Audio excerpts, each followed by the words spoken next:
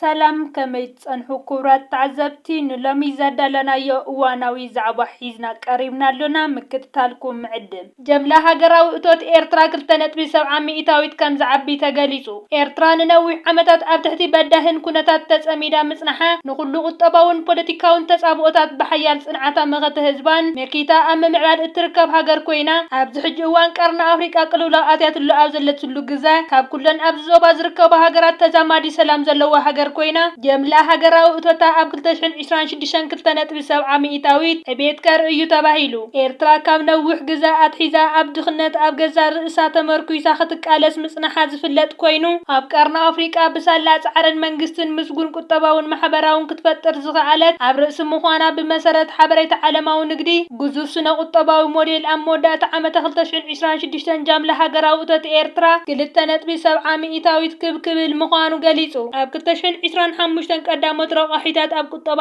ኤርትራን ጀምላዊ ሃገራዊ እቶትን ዝለዓለ ተራ ዝተጻወተ ሕርሻን ዕደናን ምዃኑ ዝገለጸ እቲ ሓበሬታ ኣብ 2026 ተመሳሳሊ ትጽቢታት ከም ዘሎ ብምግላጽ ኤርትራ ኣብ 2026 ምስ እትገብሮ ዞባ ልዑል ዲፕሎማስያዊ ወፍርታት ዝተፈላለዩ ቁጠባዊ ትሕተ ቅርጺ ኣብ ምድላው ክትፈጥር ምዃና ይገልጽ ገምጋም ጀምላ ሃገራዊ እቶት ኤርትራ $6 ቢልዮን ከም ዝበጽሐ ዝገለጸ እቲ ሓበሬታ ወላኳ ንእሽተይ ዝበሃል እንተኾነ ኣብ ዝምዕብል ዘሎ ቁጠባ ግን እኹል ምዃኑ የረድእ ብተወሳኺ ድማ ብመሰረት ሓደ ናይ ኣፍሪቃ መርበብ ሓበሬታ ዘርጊሕዎ ዝርከብ ወግዓዊ ጸብጻብ ናቕፋ ብናይ ምግዛዕ ዓቕምታቱ ሓይሉን ብደረጃ ኣህጉር ኣፍሪቃ ኣብ 7ይ ደረጃ ተሰሪዑ ይርከብ እዚ መርበብ ሓበሬታ ኣብ ዝሓለፈ ዓመት ኣብ ዘርግሖ ተርታ ጸብጻባት ንናቕፋ ኣብ 8ይ ደረጃ ሰሪዕዎ ምንባሩን ሎሚ ዓመት ግን ንናቕፋ ሓደ ደረጃ ንቕድሚት ብምምሕያሽ ናብ 7ይ ደረጃ ደይቡ ይርከብ ናይ ደቡብ ሱዳን ሳውት ሱዳን ፓውንድን ናይ ኢትዮጵያ ብር ብደረጃ ኣፍሪቃን ዓለምን እቶም ዝሓመቑ ባጤራታት ተባሂሎም ኣብ ዝተሓተ ደረጃ ተሰሪዖም ይርከቡ ኣብ ጎረባብቲ ሃገራት ኣጋጢሙ ዝርከብ ቁጠባዊ ዝሕተለ ካልእ ቅልውላውን ነተን ሃገራትን ህዝብታትን ናብ ዓበይቲ ሓደጋታት ክሽምሞም እንከሎ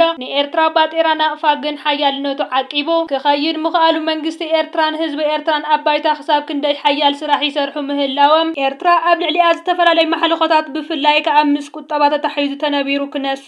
ናቕፋ ብኸምዚ ዓይነት መንገዲ ሓያልነቱ ኣውሒሱ ክቕጽል ሓደ ካብቲ ዓበይቲ ዓወታት ዜናታት ናይ ዝዓመት ምዃኑ እዩ ናይ ኢትዮጵያ ብር ካብ ግዜ ናብ ግዜ ናይ ምግዛዕ ዓቕምታቱ ይመውት ከም ዘሎ ቀንዲ ምኽንያታት ድማ ንኢትዮጵያ ናይ ቢልዮናት ዶላራት ሓገዝ ዝሃብዋ ባንክ ዓለምን ዓለማዊ ማዕኸን ገንዘብን ንሶም ብዝህብዋ ዘለዉ መምርሒታት ኣብ ባይታ ተተኣታትዎ ዘላ ቁጠባዊ ፖሊሲታት ነቲ ሃገር ናብ ዝኸፍአ ሓደጋታት ኣውዲእዋ ይርከብ ከም ዘሎ ምስ ብር ናይ ኢትዮጵያ ዝተታሒዙ እዚ መርበብ ሓበሬታ ተንቲንዎ ይርከብ ባጤራ ናቕፋ ግን ሓያል ኮይኑ ብደረጃ ኣፍሪቃን ዓለምን ምስቶም ቀዳሞት ተሰሪዑ ይርከብ ኤምባሲ ኤርትራ ኣብ አዲስ አበባ ምስ ሕብረት ኢሮጳ ከም ዝተዛተየ ተገሊጹ ኤምባሲ ኤርትራ ኣብ ኢትዮጵያን ወኪል ሕብረት አፍሪቃን ቢንያም በርሀ ምስ ናይ ኢሮጳ ሕብረት ምዝታይ ኣብ ትዊተር ገጻቱ ሓቢሩ ኤርትራ ኣብ ወንበርነት ሓደ ክፍሊ ሒዛ ከም ዘላ ዝገለጸ እቲ ጽሑፍ ኣብ መንጎቲ ብፈጻሚት ጉዳያት ኤምባሲ ኤርትራ ኣብ ኢትዮጵያን ቋሚ ወኪል ሕብረት አፍሪቃን ዝተመርሐ ጉጅለ ንናይ ሕብረት ኢሮጳ ልኡኽ ኣብ ሕድሕዳዊ ምትእስሳር ዘተኮረ ዘተ ከም ዘካየዱ ተገሊጹ